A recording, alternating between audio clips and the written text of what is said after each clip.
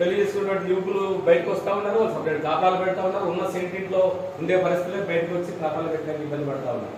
మరి సెంటు స్థలం కోసం మరి ఈరోజు ఇబ్బంది పడతా ఉన్నారంటే ప్రభుత్వాలు భూ సమస్యలు పరిష్కారం చేసే దిశగా ప్రభుత్వాలు ప్రయత్నం చేయడం లేదు. మరి ఆ రోజు రాజశేఖర రెడ్డి గారు, స్వర్గీయ ముఖ్యమంత్రి రాజశేఖర రెడ్డి గారు అధికారంలో ఉన్నప్పుడు తన మంత్రివర్గంలో ఉన్నటువంటి కోనేరు రంగారావు గారిని ఒక కమిటీ వేసి, ఆయన పేరు మీద కమిటీ వేసి, అయ్యా బాబు మొదటి రాష్ట్రంలో ఎన్ని వేల ఎకరాలు ఎన్ని లక్షల ఎకరాలు ఉన్నాయో మొదలు తేల్చండి, వరకు డబ్బు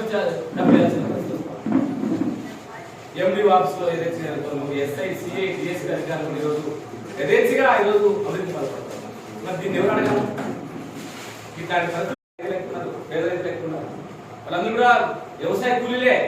ఎవరైతే 5 ఎకరాల్లో ఉన్నటువంటి రైతు ఉన్నాడో వాళ్ళందరూ వ్యవసాయ కూలీలు కిందకి వస్తారు. 5 ఎకరాల పైన ఉన్నటువంటి వాళ్ళు రైతు కిందకి వస్తారు. అట్లాంటి వాళ్ళు ఈ రోజు ఈ రాష్ట్రంలో కౌదాలుగా తయారవుతా ఉన్నారు. మరి వాళ్ళకి ఎవరు న్యాయం చేయాలి? ఎవరు అడగాలి సమస్యల మీద? ప్రభుత్వాలేమో హామీలు ఈ రోజు చంద్రబాబు నాయుడు గారు అనేక హామీలు ఇచ్చాడు. అసలు ఎవరు ఇవ్వలేని హామీలు గతంలో 2014 ఏటువంటి తప్పు చేసినా మళ్ళీ అదే తప్పు చేస్తా ఉన్నాడు. ఇది తప్పనే అంటున్నాను. ఎందుకంటే ఉన్నటువంటి ప్రతి బిడ్డకి అమ్మ ఒడిస్తానన్నాడు. పుట్టిన ప్రతి బిడ్డకి అమ్మ ఒడిస్తానన్నాడు. చదువుకునే ప్రతి వాళ్ళు ఎవరైతే 18 సంవత్సరాలు దాటి ప్రతి మహిళకి 60 సంవత్సరాల మహిళకి నెలకు 10,000 ఇస్తానని చెప్పాడు. చదువుకున్న నిరుద్యోగం ప్రతి ఒక్కరికి 3,000 ఇస్తానని చెప్పాడు. 3 సిలిండర్లు సంవత్సరానికి ఇస్తానని చెప్పాడు. ఫ్రీ బస్ అన్నాడు. 6 సూపర్ 6 తో పాటు అనేక రకాల హామీలు, దాదాపు 50 రకాల హామీలు ఇచ్చి అధికారంలోకి వచ్చాడు. సరే వచ్చావు, సంతోషము. జగన్మోహన్ రెడ్డి గురించి మీరు అనేక రకాలుగా దుష్ప్రచారం చేశారు, మంచిది, సంతోషమే. మరి వచ్చి ఏం చెప్తా ఉన్నావు? పబ్లిక్ అసెంబ్లీలో బయట ప్రెస్ ముందు చెప్తా ఉన్నాడు, నేను హామీలు అనేక హామీలు ఇచ్చాను, భయం అవుతా ఉందని చెప్తా ఉన్నాడు. ఎందుకు భయం అవుతుంది? 40 సంవత్సరాలు ఇండస్ట్రీ అయినటువంటి వ్యక్తి నువ్వు ఎందుకు భయం అవుతుంది? నాకు అర్థం కాలేదు. చెప్పే ముందు తెలియదా మీకు? మీరేమన్నా తెలియనటువంటి అడ్మినిస్ట్రేషన్ పరిపాలనా దక్షిణ మీరేమన్నా అన్నీ తెలుసు కదా. మరి ఇవన్నీ అమలు చేసిన అవసరం ఉంది కదా. మనం కూడా స్వాగతిస్తా ఉన్నాం. సూపర్ 6 పథకాలను స్వాగతిస్తా ఉన్నాం. మీరు అమలు చేయాల్సిందే. ఇప్పటివరకు ఒప్పు పట్టుకున్నాం, ఇంకా ముందే ఒప్పు పట్టుకుంటాం. ఈ ప్రభుత్వాన్ని మనం అవకాశం ఇద్దాం. ఇవ్వకపోతే ఖచ్చితంగా ఉద్యమాలు చేస్తాం. పేదవారికి మీరు ఏదైతే హామీలు ఇచ్చారో హామీలను అమలు చేయాల్సిందే. ఇప్పటికే చాలా మంది తల్లులు పాపం అమ్మఒడి రాక చాలా మంది స్కూల్స్ లో డబ్బులు కట్టుకోవడానికి ఇబ్బంది పడుతూ ఉన్నారు. ప్రైవేట్ స్కూల్స్ లో అనేక మంది చూస్తా ఉన్నాం. గ్రామాలు అప్పుడే వ్యతిరేకం వస్తూ ఉంది. ఇవన్నీ ఇవ్వకపోవడంతో గ్రామాలకు రైతులకు 20,000 ఇస్తానన్నాడు. రాష్ట్రంలో కూటమి ప్రభుత్వం అధికారంలోకి వచ్చి దాదాపుగా 3 నెలలు పూర్తయినప్పటికీ కూడా ఏవైతే హామీలు ఇచ్చాడో ఇంతవరకు కూడా హామీల పరిస్థితి ఈ రోజు పట్టించుకునే పరిస్థితి లేదు. కాబట్టి మేము ఆంధ్రప్రదేశ్ వ్యవసాయ కార్మిక సంఘంగా కూటమి ప్రభుత్వం ఇచ్చినటువంటి హామీలని స్వాగతిస్తా ఉన్నాం. తక్షణమే ఈ రాష్ట్రంలో ఉన్న పేద ప్రజానీకానికి సంక్షేమ కార్యక్రమం అమలు చేయాలని చెప్పేసి మేము డిమాండ్ చేస్తా ఉన్నాం. అదేవిధంగా భూ సమస్యలు అనేకమైన ఈ రాష్ట్రంలో ఉన్న భూ సమస్యలను పరిష్కారం చేయాలని చెప్పేసి అనేక రకాలుగా అసెంట్ భూములు ఈ రోజు పెద్దల చేతుల్లోకి పోతా ఉన్నాయి. వాటిని ఆపాలని చెప్పేసి మేము ఈ రోజు ఆంధ్రప్రదేశ్ వ్యవసాయ కార్మిక సంఘంగా ఈ రాష్ట్ర ప్రభుత్వాన్ని డిమాండ్ చేస్తా ఉన్నాం. అదేవిధంగా ఈ రాష్ట్రంలో భూ సమస్యలతో పాటు ఉపాధి హామీ చట్టాన్ని కూడా కాపాడాల్సిన అవసరం ఉంది. ఉపాధి హామీ చట్టంలో పనిచేసేటువంటి ఉపాధి హామీ క్షేత్రస్థాయి సిబ్బందికి ఈ రోజు వాళ్ళకి ఉద్యోగ భద్రత లేదు. వారికి ఉద్యోగ భద్రత కల్పించాలని చెప్పేసి, అదేవిధంగా ఏదైతే గ్రామీణ ప్రాంతాల్లో పేద ప్రజలు నివసిస్తూ ఉన్నారో, గ్రామీణ ప్రాంతాల్లో నివసించేటువంటి పేద ప్రజల కాలనీల్లో సంక్షేమ కార్యక్రమాలతో పాటు గ్రామీణ అభివృద్ధి జరగాలని చెప్పేసి సంక్షేమ కార్యక్రమాలతో పాటు వారికి మరి అదేవిధంగా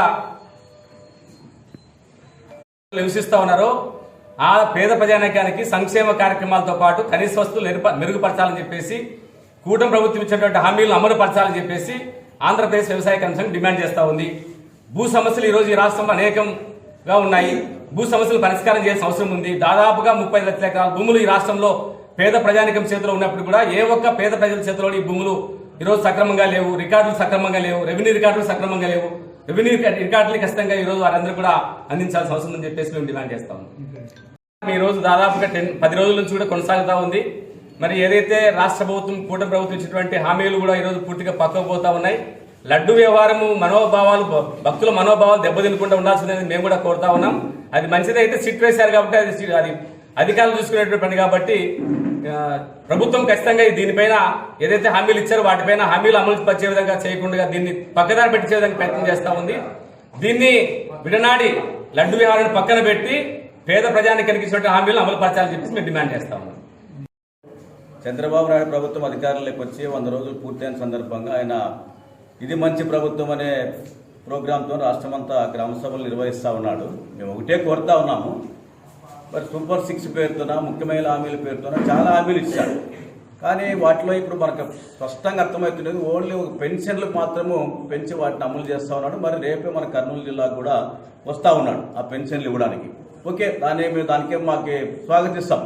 కానీ మిగతా పథకాలని అమలు చేయాల్సిన అవసరం ఉంది. ఇప్పటికే ప్రజలంతా కూడా మరి చాలా ఇబ్బందుల్లో ఉన్నారు, కష్టాల్లో ఉన్నారు. ఆ పథకాలు అమలు చేయకోకుండా కాలయాపన చేయడము, జాప్యం చేయడం అనేది కరెక్ట్ కాదు. ఖచ్చితంగా ఆ పథకాలను అమలు చేయాలని చెప్పి మనం కోరుతా ఉన్నాం. ఎందుకంటే ఈరోజు ఆ పథకాలకు పేర్లు మార్చినాడు. అమ్మ ఒడిని తల్లికి వందనం అన్నాడు, పెట్టుబడి సాయం అన్నదాత సుఖీభవ అన్నాడు. ఇట్లా రకరకాల పేర్లు మార్చినాడు తప్ప వాటిని ఎప్పటి నుండి అమలు చేస్తాడు చెప్పడం లేదు. ప్రజలు మరి మభ్యపెట్టి ఎన్నికల్లో అనేక హామీలు ఇచ్చి ఓట్లు వేయించుకున్న తర్వాత మరి వీటిని ఖచ్చితంగా అమలు పూనుకోవాలని చెప్పి కోరుతా ఉన్నాం. లేకుంటే రాబోయే కాలంలోన ఒక 6 నెలల తర్వాత మరి వాటి అమలు కోసం మరి భారత కమ్యూనిస్ట్ పార్టీ మరి ప్రజా సంఘాలని, వ్యవసాయ కార్మిక సంఘం అన్నింటినీ కలుపుకొని పెద్ద ఎత్తున ఈ ప్రభుత్వం మీద వాటి అమలు కోసం ఒత్తిడి చేస్తామని చెప్పి తెలియజేస్తా ఉన్నాం. బి గిడ్డయ్య, సిపిఐ జిల్లా కార్యదర్శి, కర్నూలు.